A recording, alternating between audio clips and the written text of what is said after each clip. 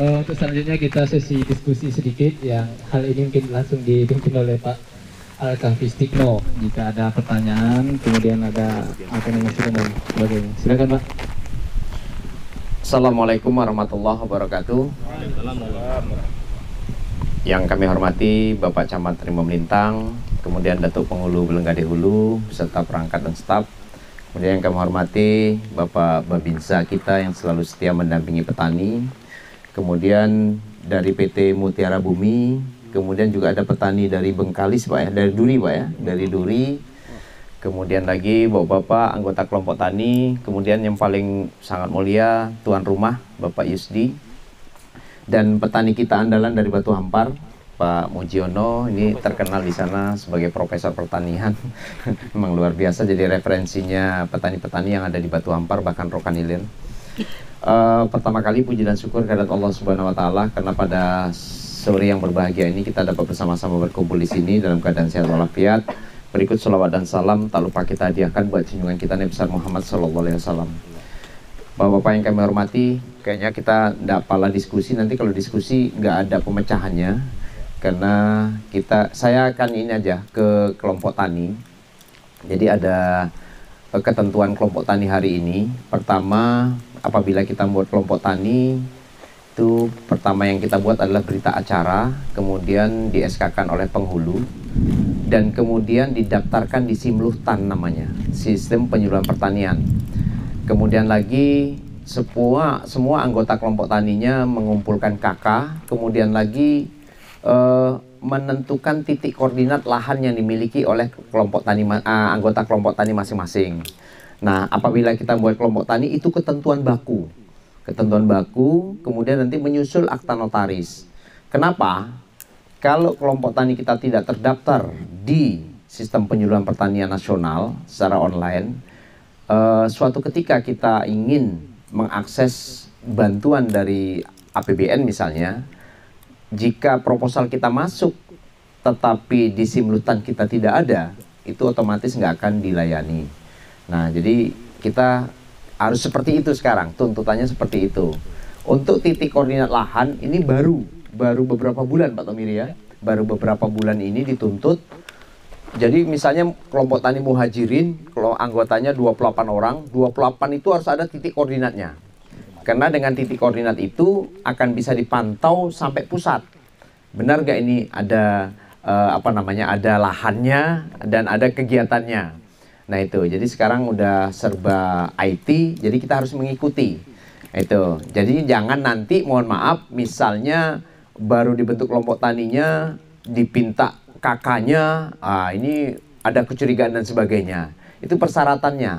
Jadi misal Bapak anggota kelompok tani muhajirin, tetapi Bapak juga punya lahan di tempat lain, itu tidak bisa Bapak lagi yang didaftarkan ke tempat lain itu. Jadi anggota kakaknya itu siapa, misalnya istrinya atau anaknya, itu yang didaftarkan ke tempat lain. Ini ketentuan. Kemudian kelompok taninya harus punya sekretariat Pak, punya sekretariat, punya papan nama, punya struktur dan sebagainya. Nah ini harus kita ikuti karena itu memang aturan dari pusat. Karena nanti suatu ketika kita dapat program, contoh sekarang ada food estate untuk Rokan Hilir 1,4 triliun, lebih besar dari APBD Rohil. Hanya di Rokan Hilir biayanya, dananya cuman Pak Mujiono nggak masuk karena Batu Hampar. Jadi hanya 6 kecamatan itu tidak masuk Batu Hampar. Kita diprioritaskan untuk tanaman padi, kemudian untuk sarana prasarananya termasuk jalan. Kalau nggak salah termasuk jalan pesisir Pak Tomiri ya. Jalan pesisir itu termasuk dimasukkan ke anggaran food estate. Jadi itu informasi terbarunya, artinya jangan kita salah-salah saja buat kelompok tani, tapi nanti peruntukannya kita nggak bisa manfaatkan kelompok tani itu sendiri, tidak bisa mengambil program. Nah saya rasa itu karena mungkin panggilan alam juga.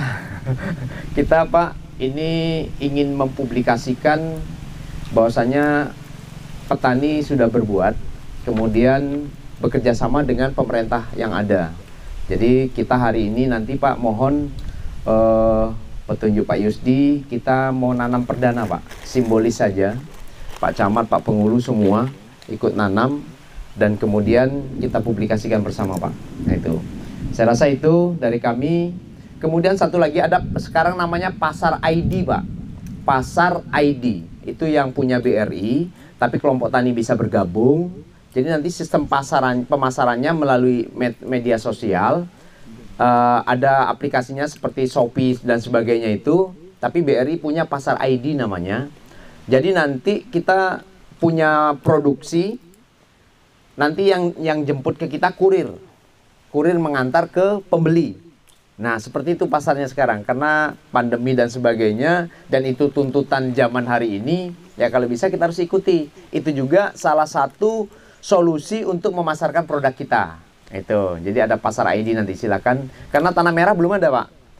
Yang ada masih di Pasar Datuk Rubiah, itu nanti tanah merah kalau memang ada yang bisa sebagai ininya, posnya, jadi nanti masuk ke situ, kurirnya jemput ke mana, petaninya yang udah tergabung ke pasar ID, jadi kurir yang ngantar ke siapa pembelinya.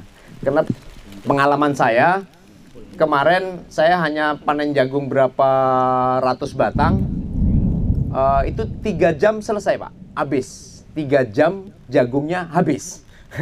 Nah itu, jadi itu kita manfaatkan media sosial yang ada. Saya rasa demikian, mohon maaf, terima kasih. Wabillahi taufiq wal hidayah. Assalamualaikum warahmatullahi wabarakatuh. Baik, untuk selanjutnya kita sudah cukupkan dulu ke rangkaian kegiatan pada sore hari ini. Kita lanjutkan pada tanam perdana kita ya, untuk tanam bersama UPK Kecamatan Ribuan Bintang. Jadi inilah rangkaian kita hari ini. Saya penyuluh pertanian, mohon maaf jika ada kekurangan kelemahan.